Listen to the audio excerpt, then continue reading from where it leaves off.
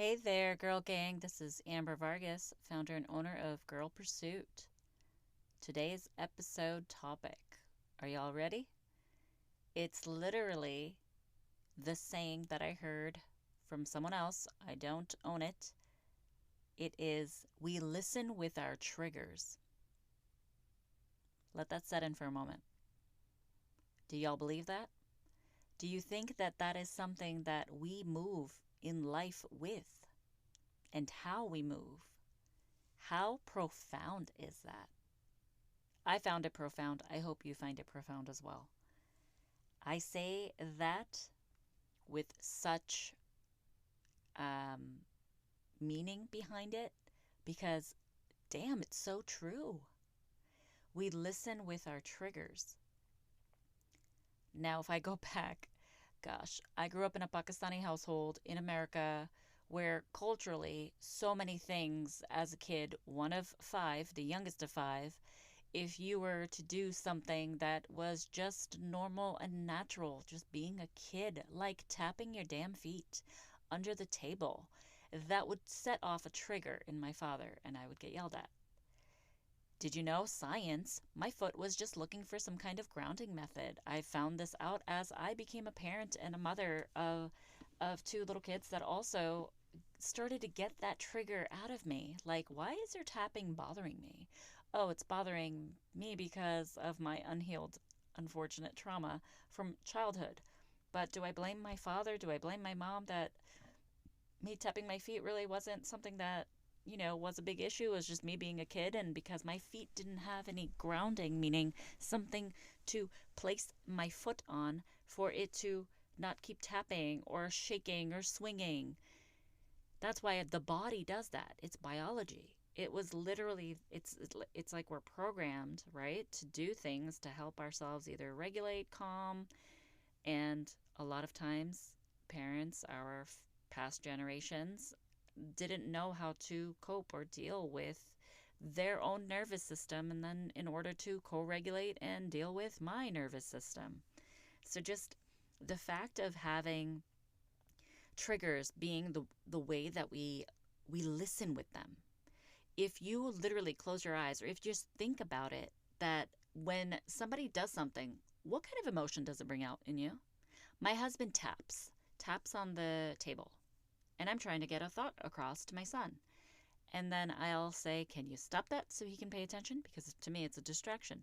But it's also like, that's triggering me and it's giving me this feeling inside of, oh, I can't take it. Can you stop so I can concentrate? Isn't that insane? Think about it.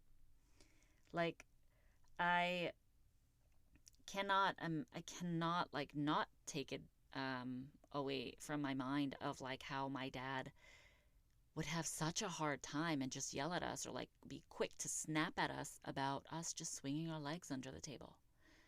Like, damn, if only I had a footrest, I wouldn't swing my legs. That's because my feet couldn't reach, guys. What the fuck? Bonkers. Mind blown again. And just how the body keeps count of all the unhealed trauma. Like, that's a trigger too. Like, there's so many little things and nuances that we do on a daily basis that could just set off a trigger, and we don't even know it because we can't even call it, we can't name it. Like, my husband will come up. I've had some trauma in my life, personal trauma that maybe I'll share one day, but not today. Like, he'll touch me a certain way and I'll just like jump up, or I'll be jittery, or there's a sound and it's just overload. I get it, decibels, and I get it, the frequency. I get it. You're a parent, and if a child just keeps on banging, banging, banging, there's only so much you can take of it. But certain ones that when you really take a step back, when you really just for a moment just be quiet and think, why is that even triggering me? How is that even a big deal? Is it a big deal? It's not really a big deal. And we've been trying this practice of stepping back, noticing, because we'll try to say to each other, my partner and I, my husband, did you notice how that was not a big deal? It really isn't a big deal. It's just our triggers that we listen with, that it's making it a big deal in our brain. What? Homies, mind blown. Girls, mind blown. Hope you guys can take that and take it and actually apply it and maybe utilize it. Try it out and see if that really does work, and is it really a big deal. Triggers of, like I said earlier, the loudness, the sounds, the repetition, and because we weren't allowed to be children. Yeah, unfortunately, we weren't allowed to be children when we were little kids. It's not a big deal. Kids running around screaming, that's naturally what their bodies are supposed to be doing. We're trying to figure the world out. That's what kids are supposed to be doing. But all these things that trigger us. My daughter cries, and I swear it's like it makes me sick sometimes of how her crying triggers me. Again, being raw and real. Her crying, there's moments where her crying triggers me, and I don't know how to deal with it. I'll have to step outside of the room, or I'll start screaming, or I'll start putting my hand over my ears like, please stop.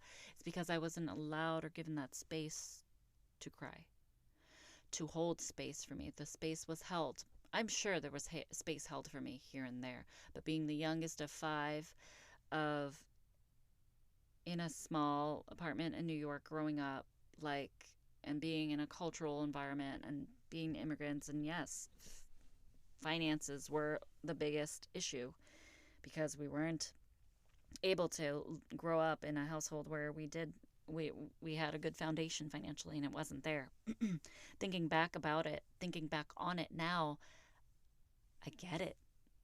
I don't hold that against them to an extent. I'm still learning. I'm only human. Still trying to process and not hold so much resentment against my parents because of all the things that triggered them that I did as a kid. Because they only knew what they were conditioned to know, just like I am. But I'm here to remind y'all that I'm definitely one of, if not the only, to break the generational cycle in my family.